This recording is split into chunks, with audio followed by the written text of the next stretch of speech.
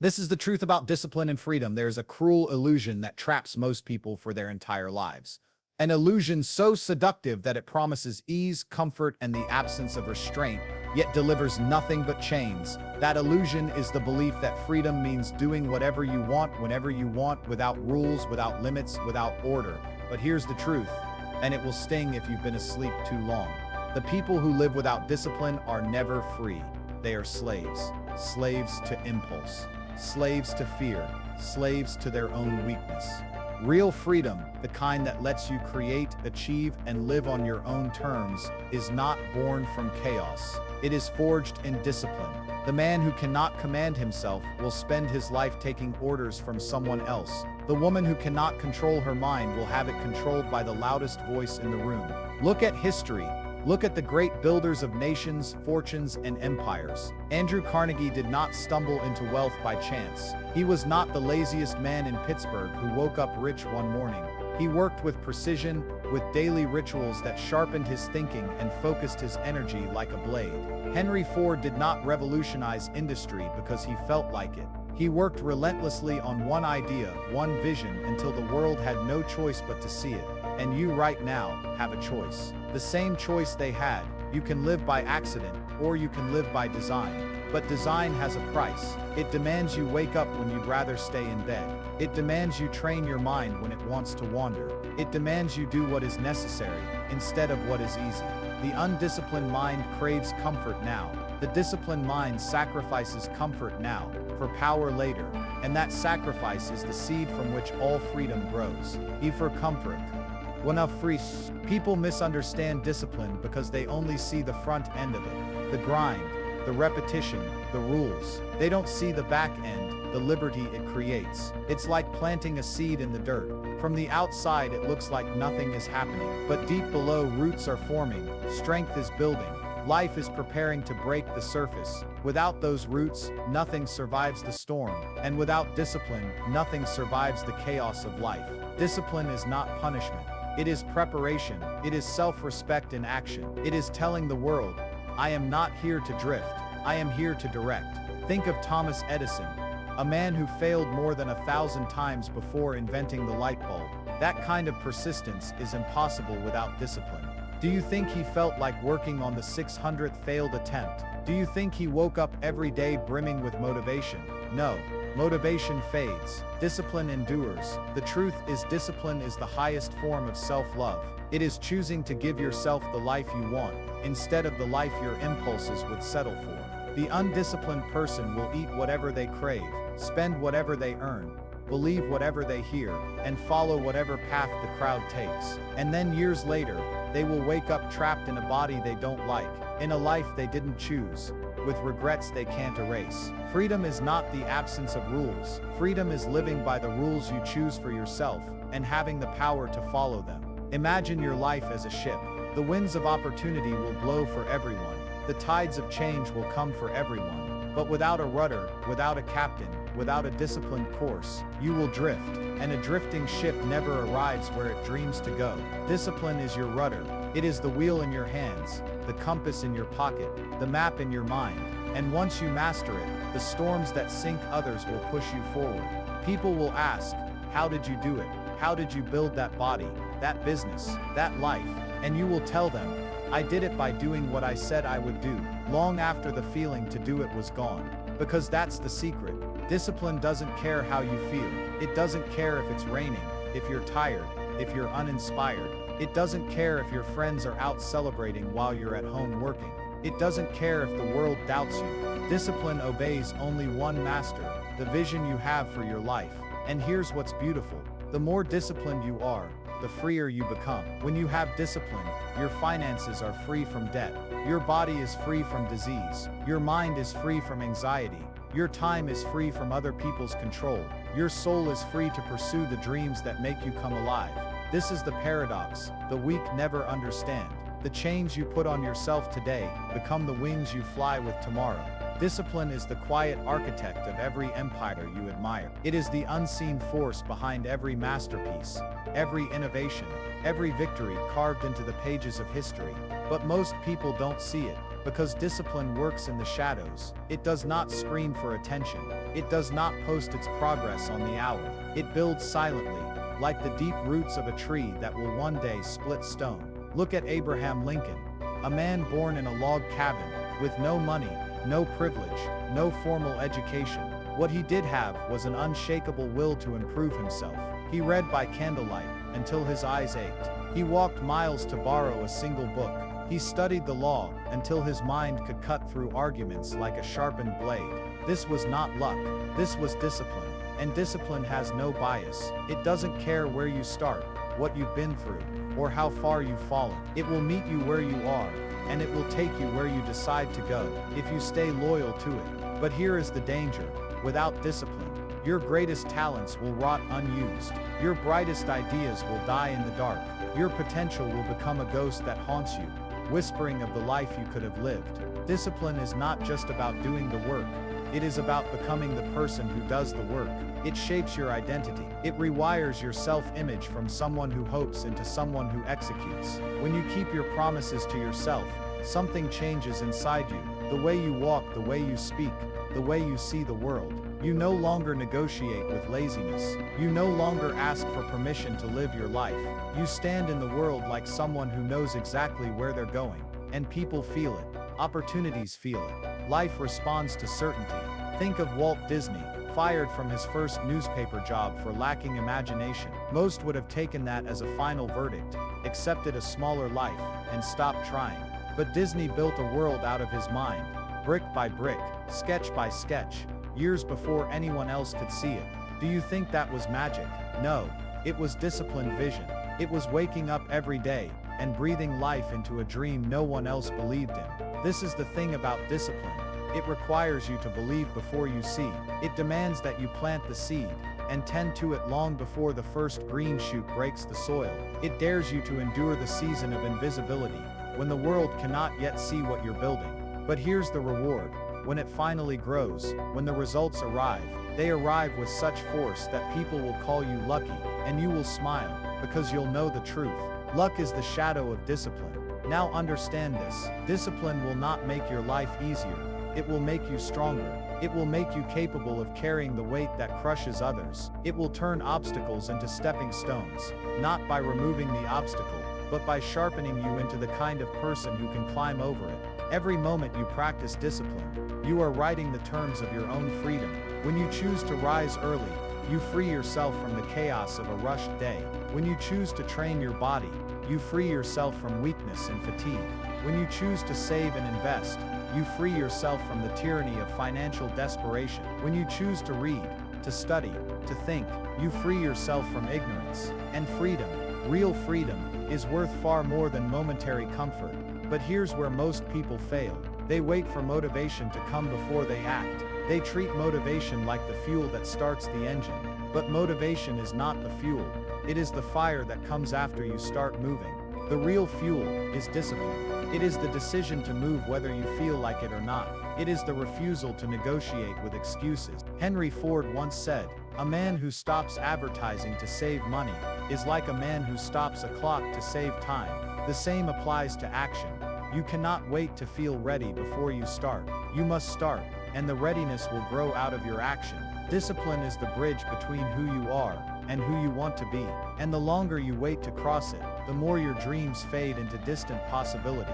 Every day you practice it, you are casting votes for the life you want. And every day you avoid it, you are voting for the life you have. This is the truth. Discipline will demand everything from you, but it will give you more than it takes. It will strip away your laziness, your fear, your self-doubt, and it will hand you back your time, your power, and your future. And the world will not hand you those things willingly. You must take them, you must earn them, you must claim them with action so consistent that nothing, not weather, not mood, not failure, can break it. This is why the undisciplined never taste real freedom. They may feel free for an afternoon. They may feel free in a moment of rebellion. But that is not freedom.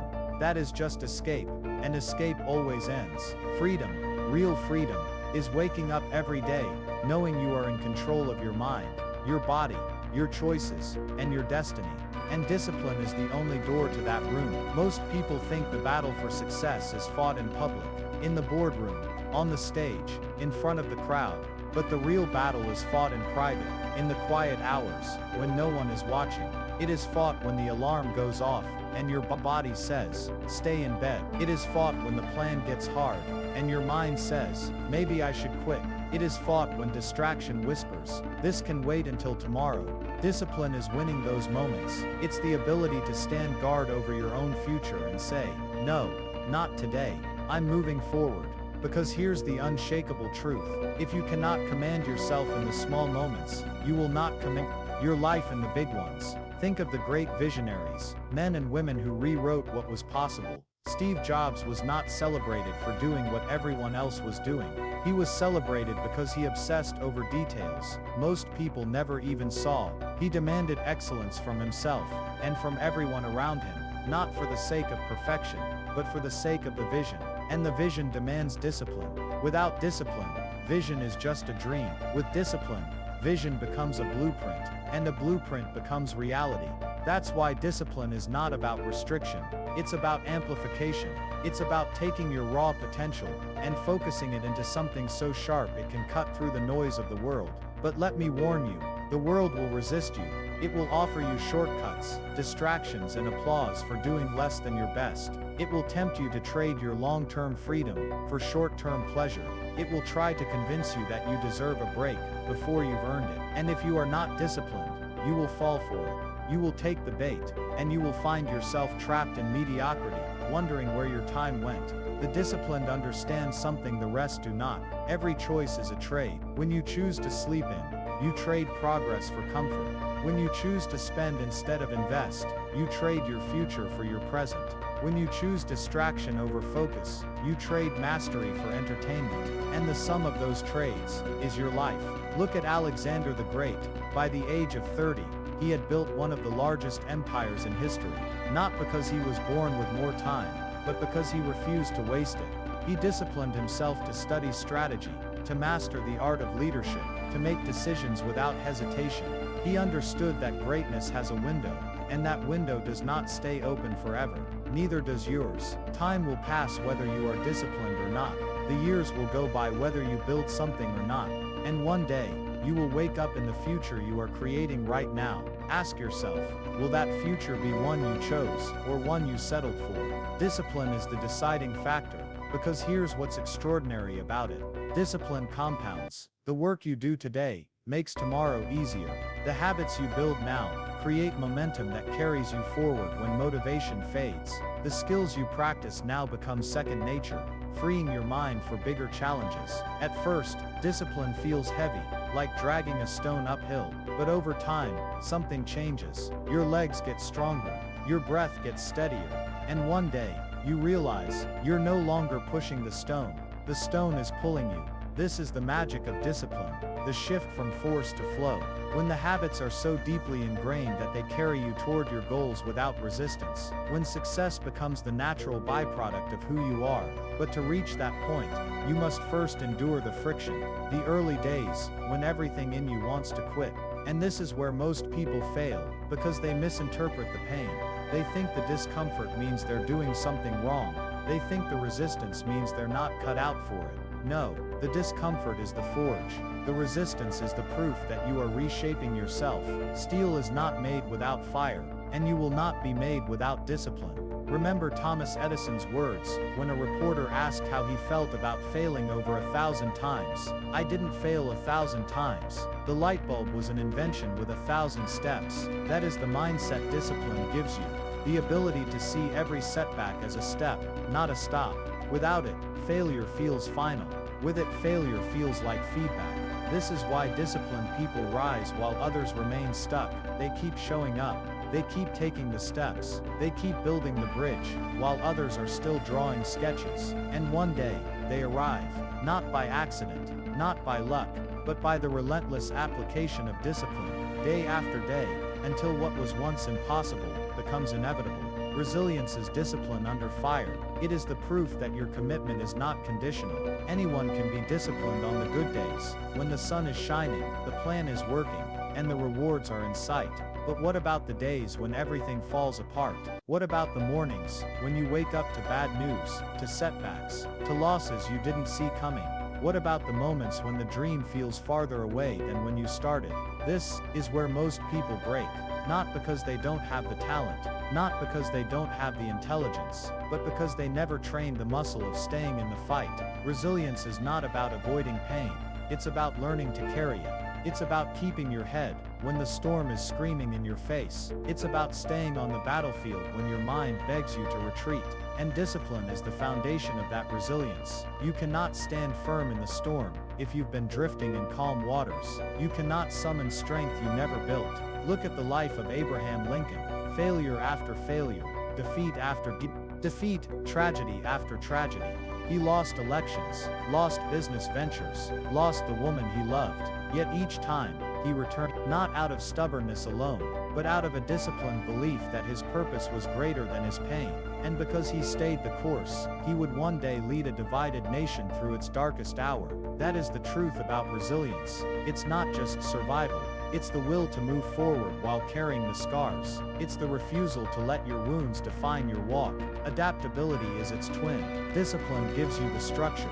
Adaptability gives you the flexibility to bend without breaking. The oak that stands rigid in the hurricane will snap. The bamboo that sways will survive. Adaptability does not mean abandoning the goal. It means adjusting the path.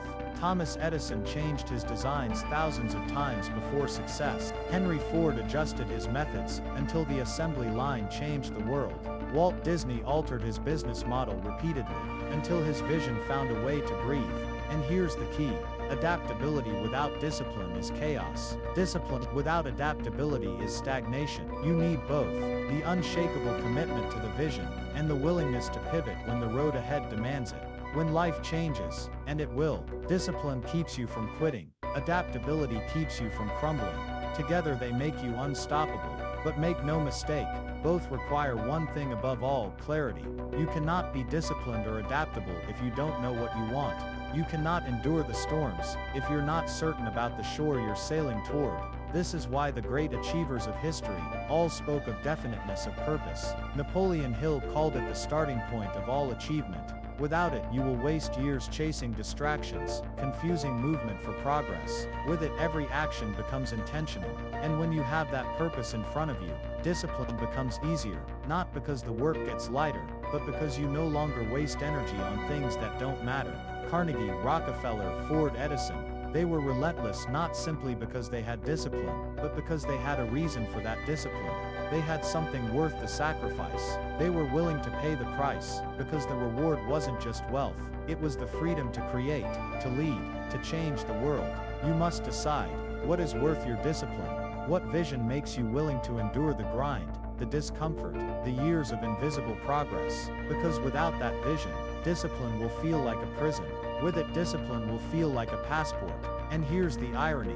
Once you live this way long enough, once your days are ruled by purpose and your actions by discipline, the outside world will call you lucky, gifted, privileged. They will not see the mornings you rose before dawn. They will not see the nights you worked when no one was watching.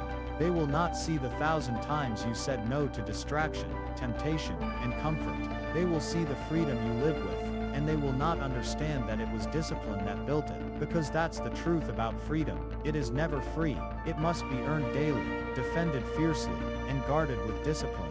And if you will not guard it, someone else will take it. If you will not master yourself, someone else will master you. If you will not decide your own path, the world will decide it for you. And you may not like where it leads. So you have a choice. Continue living by impulse, and let the tides of life carry you wherever they wish, or live by discipline, and command the ship of your destiny to sail exactly where you intend. Discipline is not just a habit. It is not just a tool. It is the forge in which you are remade. It is the hammer that strikes your weakness until it shatters. It is the fire that burns away your excuses until only truth remains. And here is the truth. You will never rise above the standards you set for yourself. You can dream beyond the stars, but if you live like the masses, you will die among them. The world does not reward potential, it rewards execution, and execution is the child of discipline. The people you admire, the ones whose names echo long after they are gone, did not build their lives on luck. They built them on the discipline to act when no one was watching, to work when no one clapped, to move forward when every step hurt. Edison, Ford, Lincoln, Carnegie, Disney, These were not superhumans. They were ordinary people with an extraordinary refusal to break the chain of daily progress. Because discipline is a chain, each link a day you followed through. Miss one day, and the chain weakens. Miss enough, and it breaks. But keep forging link after link, and soon that chain will be unbreakable. It will anchor you through storms that sink others. It will pull you up mountains that stop others. And on the other side of those mountains is freedom. Freedom is waking up without debt, financial or spiritual. Freedom is standing tall in a body that serves you instead of limits you. Freedom is looking at your life and knowing you chose it, you built it, you earned it. Freedom is not having to ask permission to live the way you want to live, but the price of that freedom is everything you've been avoiding. It is the early mornings, the late nights, the sacrifices that make no sense to people who don't share your vision. It is doing the boring work. It is saying no to temporary pleasure for permanent gain. It is making the choice to do what's necessary, especially when you don't feel like it. And if you think that price is too high, ask yourself, what is the cost of not paying it? What is the cost of a life half lived? What is the cost of regret, of wishing you had been braver, stronger, more committed? One day, you will look in the mirror and see the result of the standards you chose. Question is, will you be proud of the person looking back? If you live with discipline, that answer will be yes. Not because your life was easy, not because you avoided failure, but because you refused to betray your potential, because you were loyal to the vision you saw in your mind when no one else could see it. And make no mistake, loyalty to that vision will cost you. It will cost you friends who don't understand. It will cost you weekends, comfort, sometimes even sleep. But it will give you something greater than all of that combined. It will give you mastery over yourself. And when you master yourself, you master your life. This is the truth about discipline and freedom. Discipline is the gate. Freedom is the garden. Most people stand outside, dreaming of the flowers, but refusing to open the gate, because opening it takes effort, patience, and the courage to step through. But if you are willing to commit without condition, if you are willing to demand more of yourself than anyone else ever will, if you are willing to live each day as a vote for the life you want, the garden will be yours. And once you taste that freedom, you will never settle for chains again. So decide now. Decide that from this day forward, you will be the master of your fate, the captain of your soul. Decide that you will pay the price, and that you will pay it gladly. Decide that you will not wait for the world to grant you freedom. You will build it with your own two hands, because the truth is, the world will not remember you for what you dreamed. It will remember you for what you did, and what you did will be decided by the discipline you lived with, every single day. Your freedom, your legacy, your life, they are waiting. Go earn them.